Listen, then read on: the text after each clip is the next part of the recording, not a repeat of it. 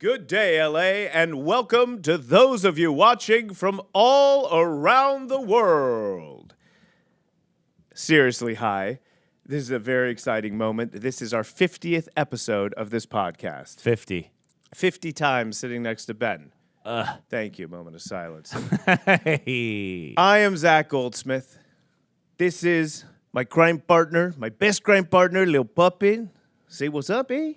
Don't talk doing the intros, Holmes. Pula raza. And together, we brought you 50 episodes of To Live and Buy in Los Angeles. We started exactly 1 year ago. Jeez. Today. Commitment. So on this episode, we thought it'd be fun to bring you our top 10 moments of the year so far. We went out to you guys and you said, get rid of Belak. And I was like, we can't do that, and that's not what we're talking about.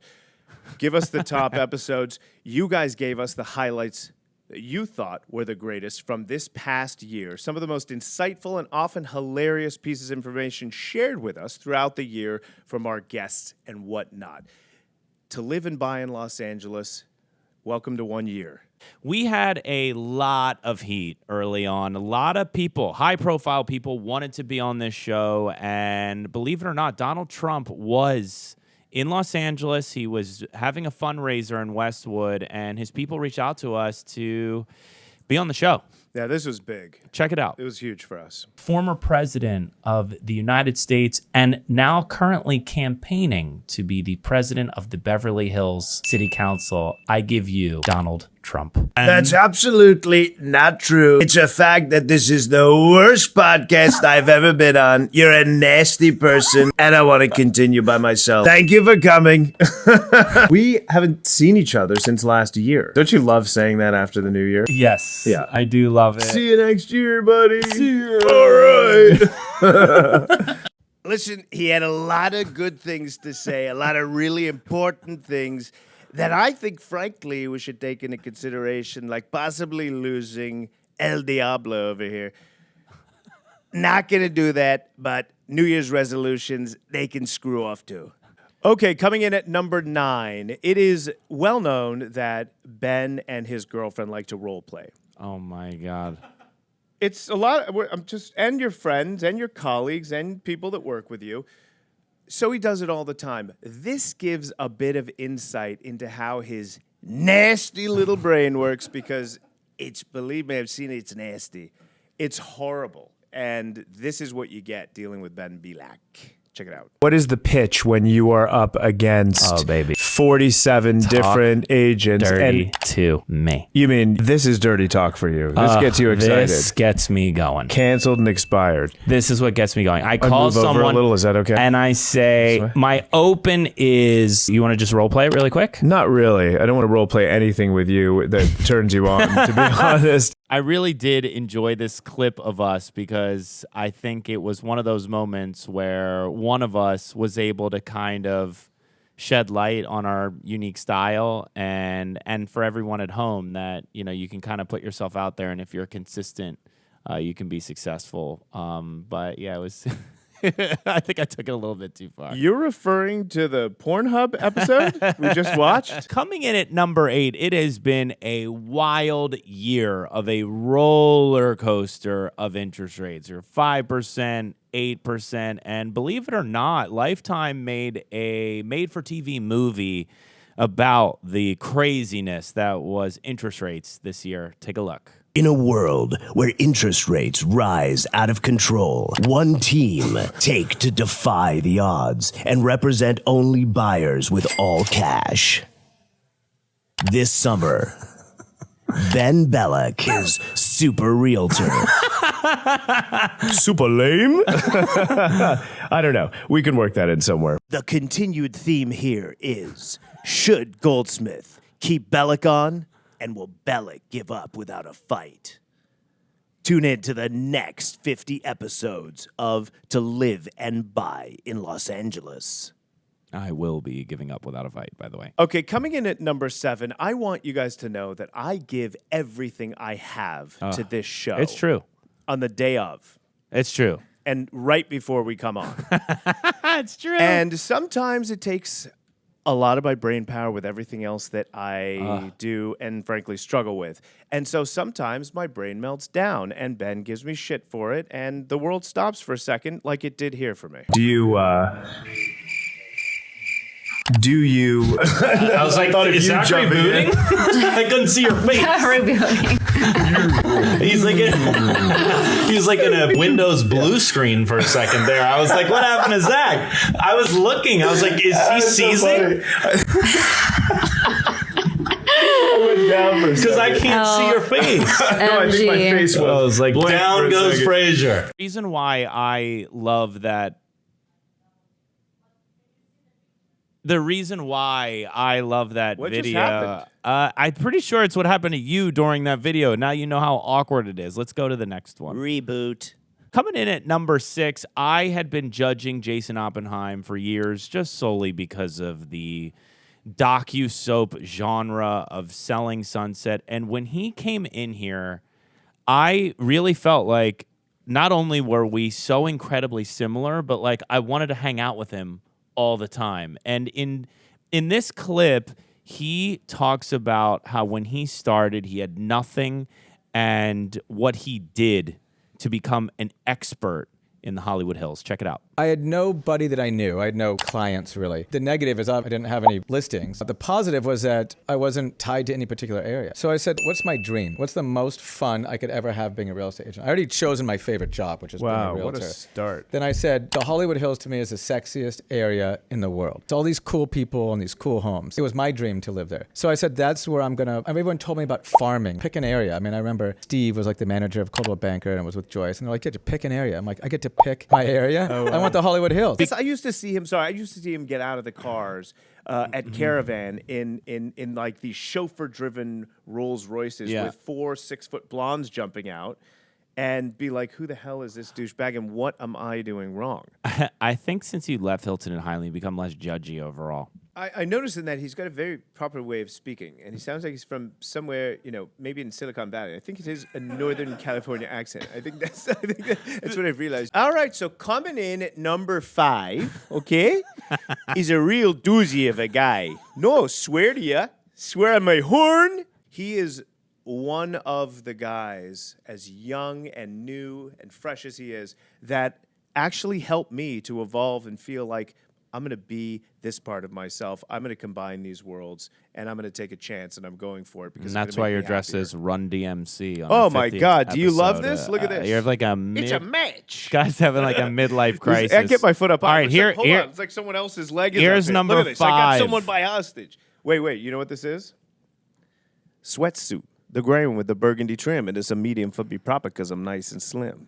Okay, here's number 5. Do you think that the formula changes for the real estate licensee that's been in the business for 3 decades? Or does the market, meaning like the market as a salesperson that's trying to do business, has permanently changed and it calls for like attention for a licensee to survive? Yeah, I think so. Those old agents are always going to have that referral business. That's what we see all the time. Referrals, that's fine. And like the cold calling is always going to be there. The door knocking is always going to be there. You need some type of presence. A lot of people go, oh, Matt, you're just attention seeking. It's right, I am. We should all be attention seeking. Well, attention right now is certainly the currency. As you touched on, what Matt really talks about is be yourself. Don't be afraid to be authentic. Your vibe attracts your tribe.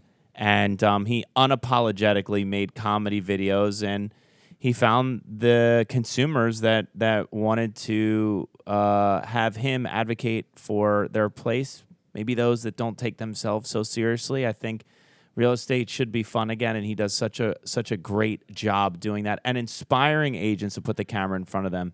While he's a funny guy, he's obviously thoughtful and entrepreneurial, and he's like, what's my angle? What's the best way for me to gain market share? And he unapologetically went for it, and he has been rewarded for it.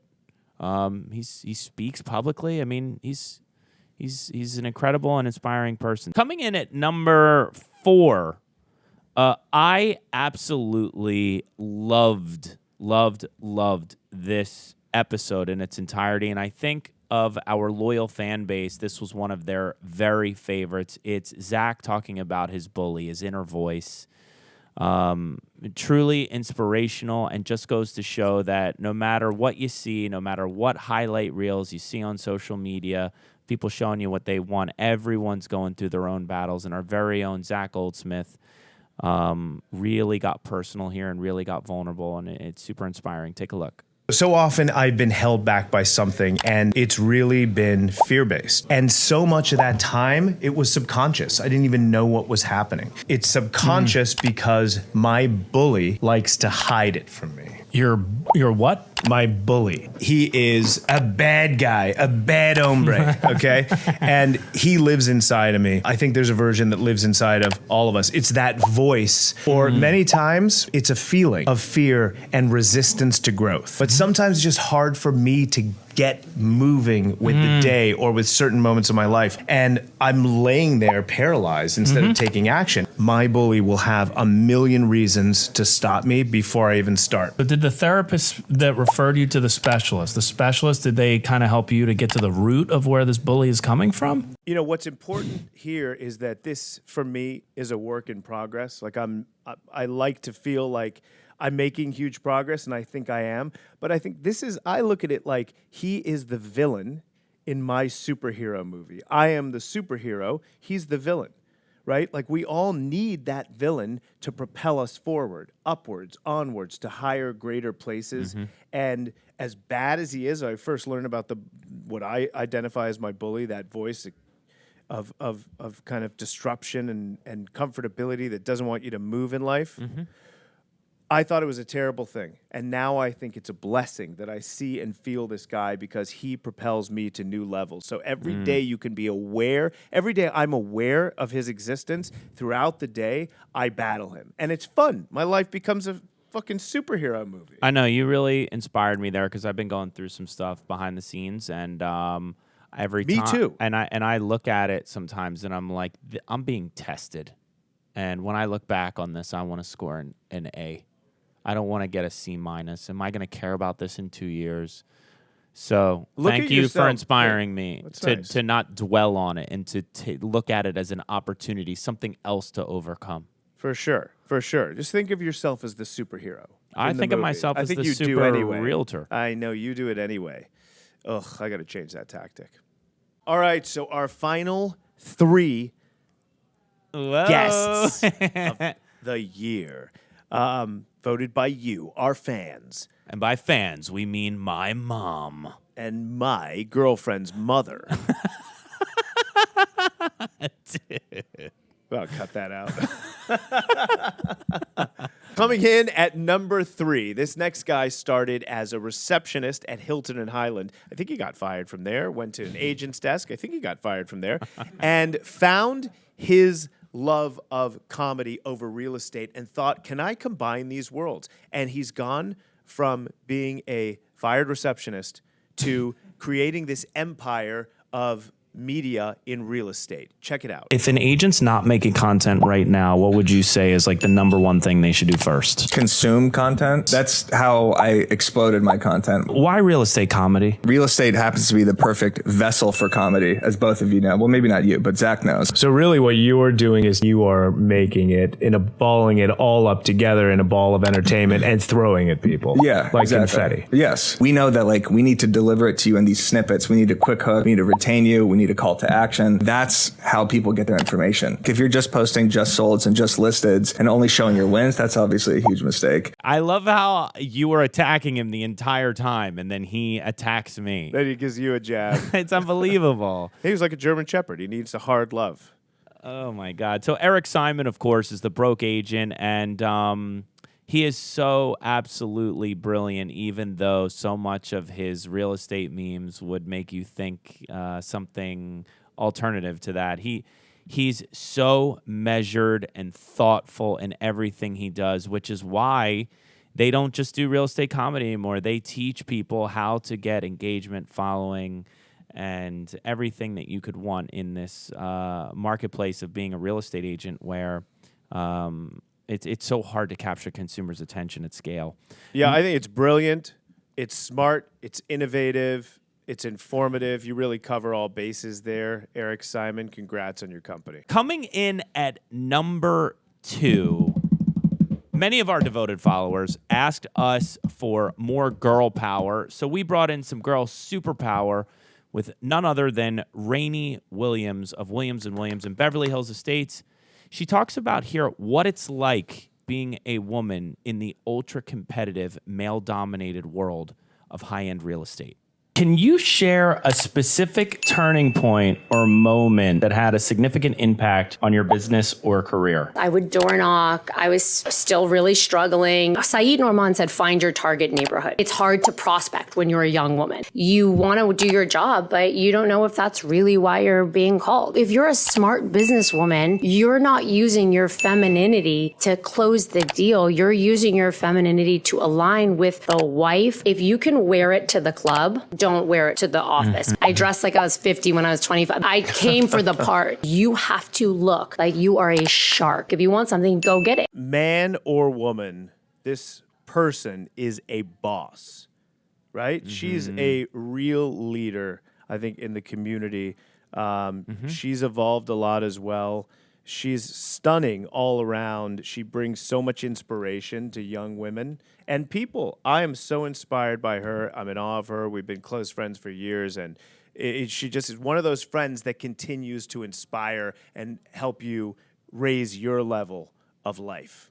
Love it. Yeah, there's people at the top who inspire and then others who bully, and she's like at the pinnacle of inspiration. I like that. Well put. Coming in at number 1. I think everyone understands who number 1 is. There's no question this next guest is an absolute maniac. He's an animal. He works on his own plane. He flies way up there. He's bananas, and he's my role model. Let's take a look. Don't forget, you're just a high-paid waiter in a lot of sense. We're in a customer service business, and we're very fortunate to work with these people. We're not curing cancer. It's not that big of a deal. I'm a schlepper. I turn lights on. I clean up dog shit. I take out trash cans. And to me, presentation is everything, so I obsess on everything. You're not afraid to make a choice. That's part of the reason why I think you're so successful. For me is connections with people. And really, I always talk about the sixth instinct, and that's your gut instinct. Commonality is the key, and getting to know them and not just being like a robot of here's what I can do for you, and being big personalities like us, because we're both big personalities, but also knowing when to step back and making our clients the real stars and making the house the real star. Number 1, Branden Williams, really breaking it down. You almost have to watch that episode several times to be able to take in just due to his natural speed. But I think what meant the most to me was at the end when he said you got to make the clients win and the houses win. The best advertisers and marketers are the ones that make the client or the product win. And that's why he wins year after year. 100%. He's also so unapologetically himself, more than anyone I've ever met.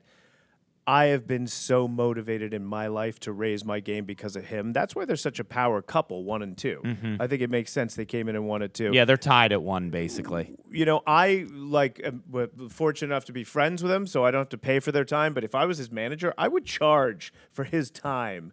He's the one guy I would pay to spend time with. Can you stop banging the table? It's not good for sound. Like, you're still coughing into the mic after 50 episodes. No, I don't. I turned queued away. up a bonus episode because I was sitting in Zach's office one day, and I turned to him, and they had this award ceremony going on for real estate agents only in LA with the Hollywood Reporter Power Broker Awards.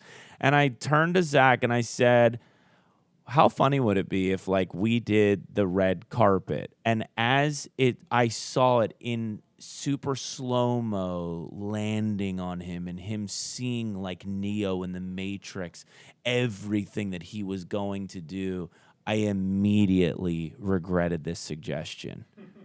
I got a tremendous amount of anxiety as he started shooting off all these ideas and calling our production team.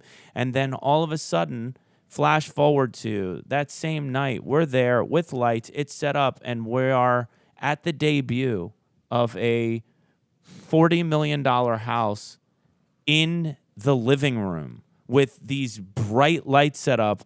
And I looked at Zach, who was so excited, and Clois, our producer, and I said, this was a bad idea. I got super You nervous. did. You were freaking out. I the got entire so time. nervous. Right after the inception of the idea, which, by the way, was a really nice way of you complimenting me to take control of the idea being yours. I think it was spawned from something I said about not being invited. That's true. All right, let's take a look at this really quick. Oh my God! One of my Hi, how are favorites you? in the world. Everything is possible. Everything is possible. Everything is beautiful. Life is beautiful. Life is beautiful. Life is beautiful. Hi, Los Angeles. We are live from the Hollywood Reporter Society Group presents the Power Brokers of Los Angeles. They are here behind us, starting to trickle in. The award show is tonight. We have the red carpet. We're going to try to do our best to wrangle in some of the award winners. I believe there were 7 awards tonight. Oh my God. We're in trouble. Whoa! We're in trouble. There he is. The Californication house, because this is what it means to live in California. You got all this beauty, but then you got the dark underbelly of the City of Angels. And you know why I call it the City of Angels? Because it'll send you home in a body bag. How do you sell 60 million in a year in real estate? A week. Oh, a week. There's no substitute for discipline and hard work.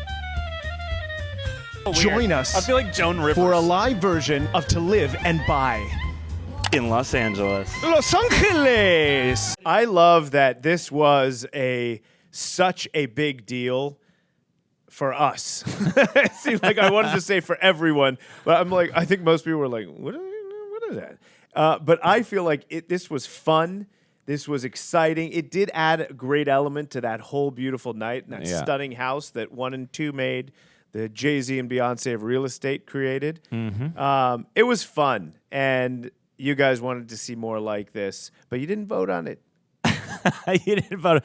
Guys, it's been an incredible ride so far, these 50 episodes, learning and growing together, and we can't thank you enough for your support, your feedback, and look, even the petty troll arguments that I engage in the comments that Zach's flying way too high to engage in. Look, keep it voicing your opinions, and we'll continue ignoring them. Thank you to our producers this year and our staff. We definitely can cut down on the producers and staff. Guys, that conversation is going to come after this. Way too many people. But Zach, it's been like an amazing ride so far. It's really like enhanced and deepened our friendship.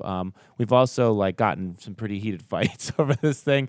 But which is the positive and which is the negative? Of those two? You've become one of my bestest friends on the planet through this and all the other stuff we do. So thank you so much. I'm looking forward to doing more of these. Words of affirmation is love language, so guys. That's how I nice. manipulate him. You know, I'll say that I want to thank all of the people out there who comment all the time and wonder how I can sit next to and deal with him on a regular basis. And I really appreciate you guys reaching out and trying to bail me out. I mean, the blazers I've had to endure alone and the skin-tight Palm Springs summertime tees. In my tight tee. You love that tight tee, boy. Take us It's out. been okay. It hasn't always been pretty, but I feel like I've grown a great deal from this. I grow a great deal when I watch these episodes because they really, I think our guests have given some enlightening, shed some light. I think our guests have shed some light on a lot of big topics and given some great inspiration, great guidelines. And I would like to continue doing this for a few more and see how it goes. Maybe get to 53 and see where we go. You know, I'll say this about you. I couldn't do this without you. Oh, babe. I should, but I couldn't. I probably can, actually, but I won't. Maybe I will.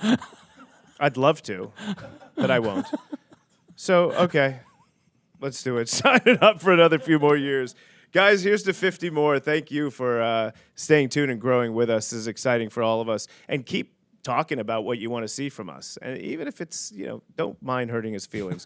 Love you so much, honestly. Thank you so much. What an incredible journey it's been so far. We are out. Super bien!